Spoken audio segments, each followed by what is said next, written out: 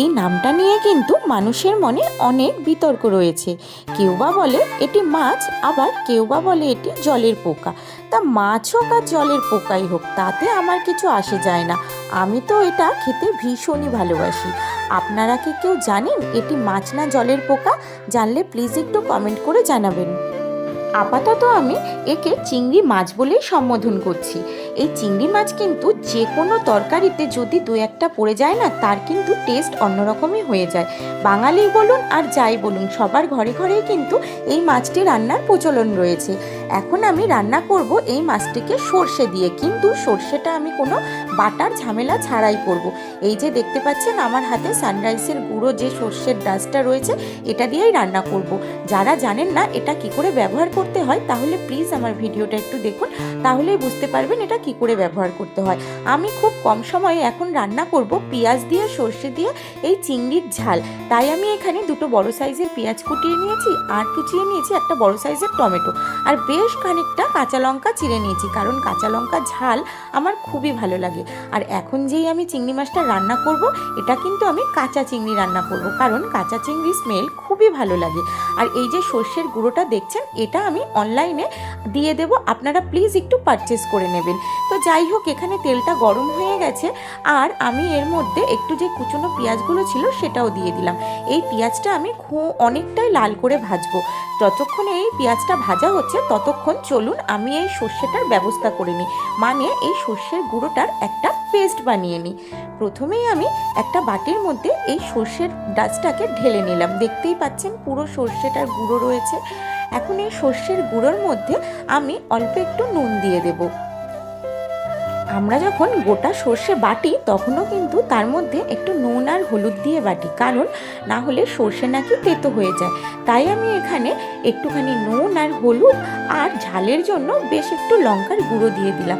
এখন একদম অল্প পরিমাণ জল দিয়ে এই সর্ষের গুঁড়োটাকে ভালোভাবে সব কিছু দিয়ে মিশিয়ে বেশ কিছুক্ষণ এটাকে এইভাবেই ভিজিয়ে রাখবো, যতক্ষণ পেঁয়াজটা ভাজা না হচ্ছে।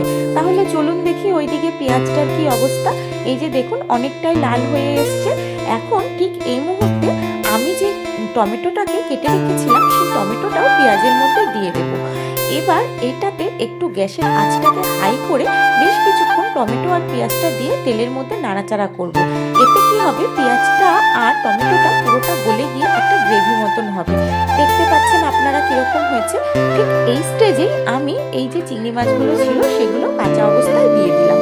দিয়ে এই চিংড়ি মাছের ওপরে সামান্য একটু নুন ছিটিয়ে দেব, কারণ চিংড়ি মাছটা তো আর আমি নুন মাখাইনি, তাই জন্য। আর আগে থেকে ভেজেও নিয়ে একদম অল্প পরিমাণ আপনারা দেখলেন চিংড়ি মাছের উপরে আমি একটু নুনটাকে ছিটিয়ে দিলাম। এইবার আমি পুরো চিংড়ি মাছ আর এই যে গ্রেভিটা হয়েছে, এই গ্রেভিটা দিয়ে একটুখানি 1 থেকে 1.5 মিনিট মতন নাড়াচাড়া করে নেব। তাতে কি হবে, চিংড়ি মাছটা একটু শক্ত হয়ে যাবে। এখন এই যে সর্ষের যে পেস্টটা করে রেখেছি, দেখতেই পাচ্ছেন কতটা গাঢ় হয়ে গেছে, একদম পুরো ডিটো সর্ষে বাটার মতন লাগছে। আর যে ঝাঁঝটা উঠেছে, ঝাঁঝটাও কিন্তু সর্ষে বাটার মতন। আপনারা যারা মনে করেন এই সর্ষের ডাস্ট দিয়ে রান্না করা একদমই ভালো না, বা খেতে স্বাদ হবে না, টেস্ট হবে না, এটা যদি আপনারা মনে করে থাকেন, তাহলে আপনাদের ধারণাটা ভুল। আমি বলবো একবার এইভাবে করে খেয়ে দেখবেন, সর্ষের ডাস্টটা ব্যবহার করে খুবই ভালো লাগবে। সর্ষেটা আমি তেলের মধ্যে দিয়ে একটু নাড়াচাড়া করে অল্প জল দিয়ে দিলাম, না হলে ওই যে তেতো হয়ে যাবে। একটা বাটা সর্ষের জিনিস দিয়ে যেভাবে রান্না করতে হয়, এই গুঁড়ো সর্ষেটাও ঠিক সেইভাবেই রান্না করতে হয়। এখন বেশ কিছুক্ষণ আমি এটাকে ফুটিয়ে নিয়েছি, জলটা অনেকটা মরে গেছে, আর সর্ষের যে গ্রেভিটা সেটাও একটু থকথকে হয়ে উঠেছে। এখন এই যে কাঁচা লঙ্কাগুলোকে আমি ওপর দিয়ে ছিটিয়ে দিই, তাতে কি হবে, ঝালের ঝালটাও বেরাবে, আর যে কাঁচা লঙ্কা থেকে একটা মিষ্টি স্মেল বেরায়, সেইটাও তরকারির সাথে খুব ভালোভাবে মিশে যাবে। ব্যাস, গল্প করতে করতে আমার রান্নাটাও অনেকটা হয়ে এসেছে। এখন আর একটুখানি সিম আঁচে ফুটিয়ে আমার তরকারিটা নামিয়ে দেবো।